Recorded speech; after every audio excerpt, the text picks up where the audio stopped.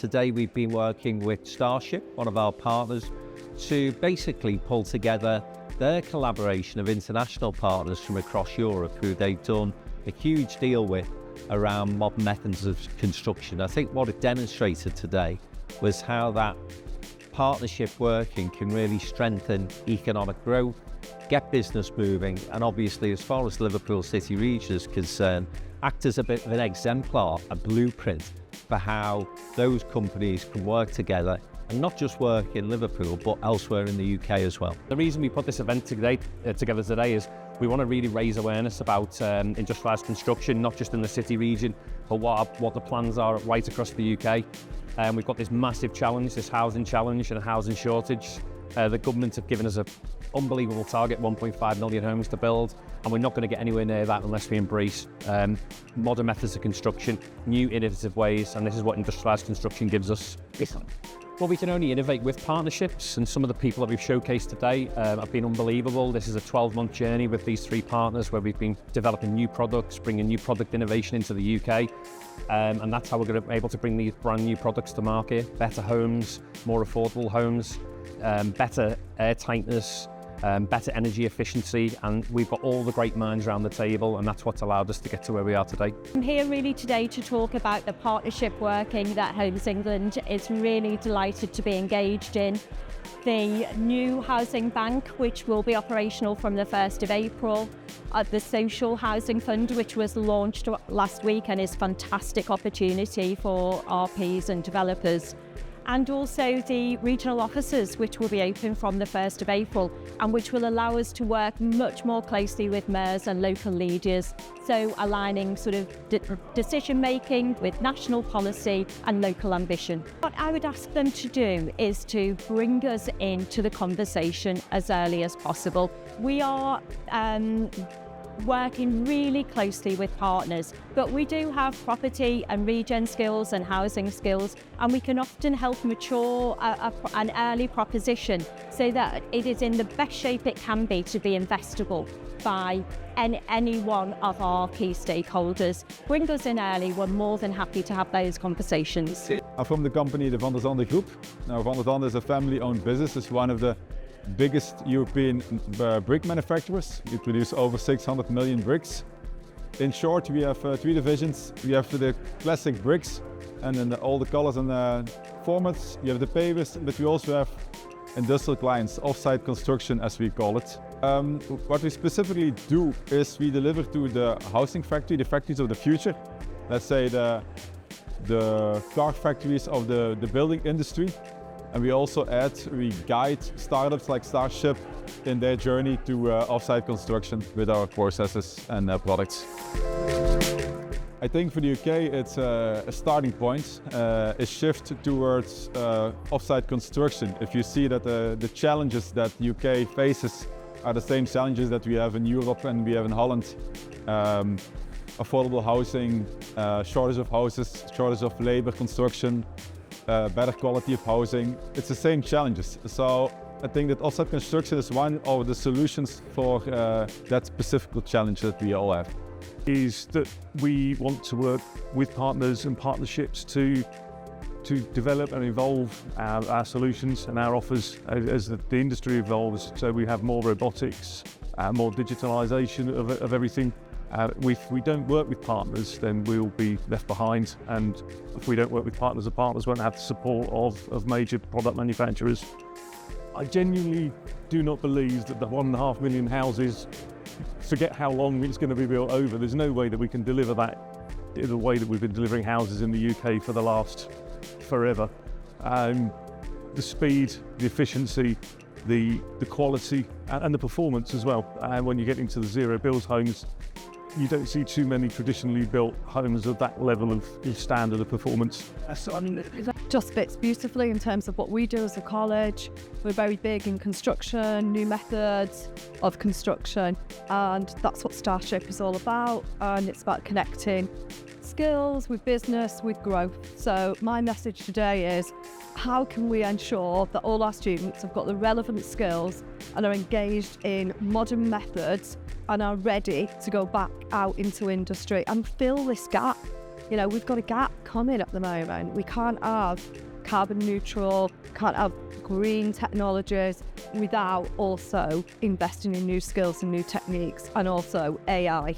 So we've got about 3,000 students in total in our specialist. We've got 2 specialist centres, one on Vauxhall Road in construction and engineering, and our brand new centre, which is in the centre of one of Europe's biggest developments, Wirral Waters, and the focus of that is 2 things only, which is green construction and new modern methods of house building. So it is one of the very few, if the only one, of its type, a specialist skills centre dedicated to new house building, right in the centre of the biggest housing development, certainly in the UK.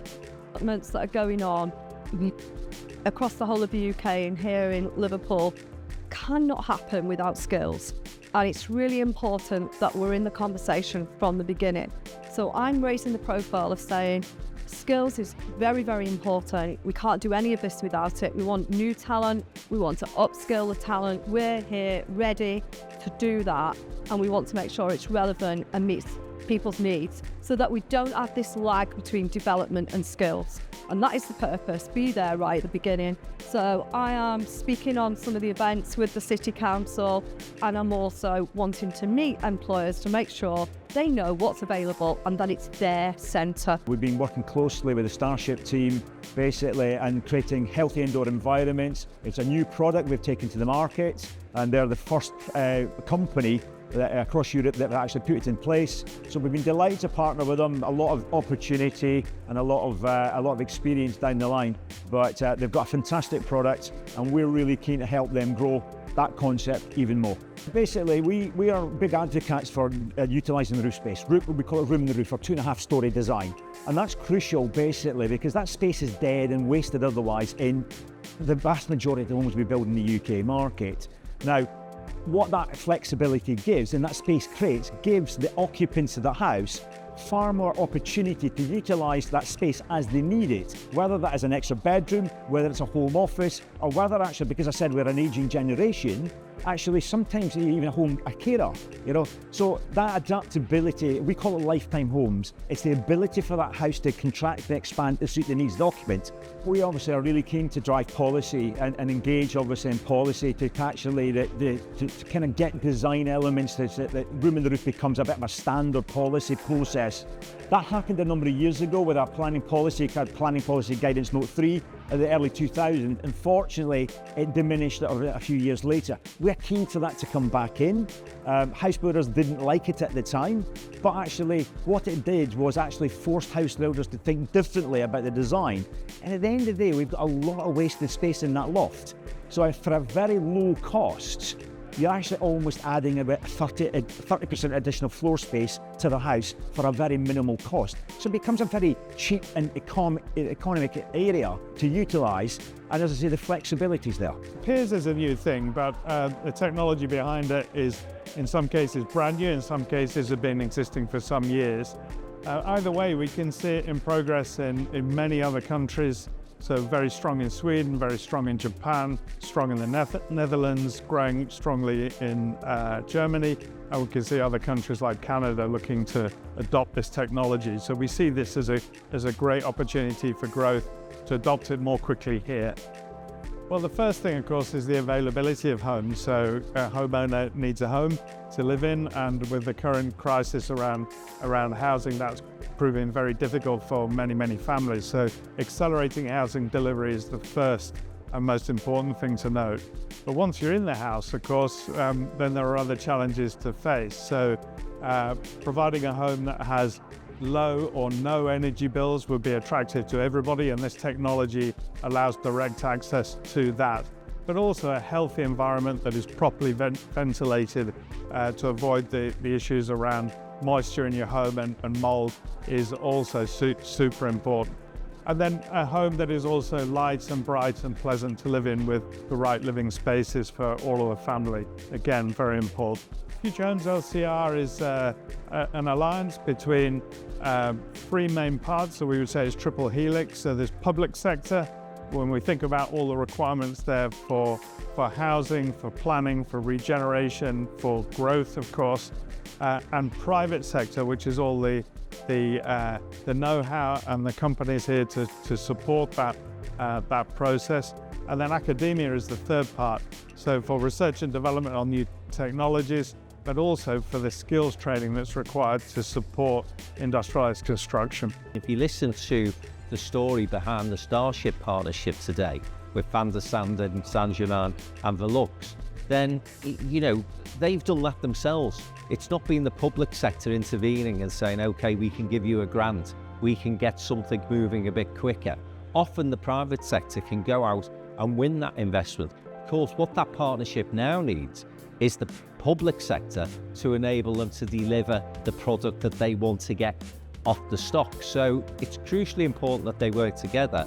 But often, you know, as we've proved today, innovation can start with the private sector, delivery can happen with the enablement of the public sector, but that partnership approach, that collaboration, absolutely crucial.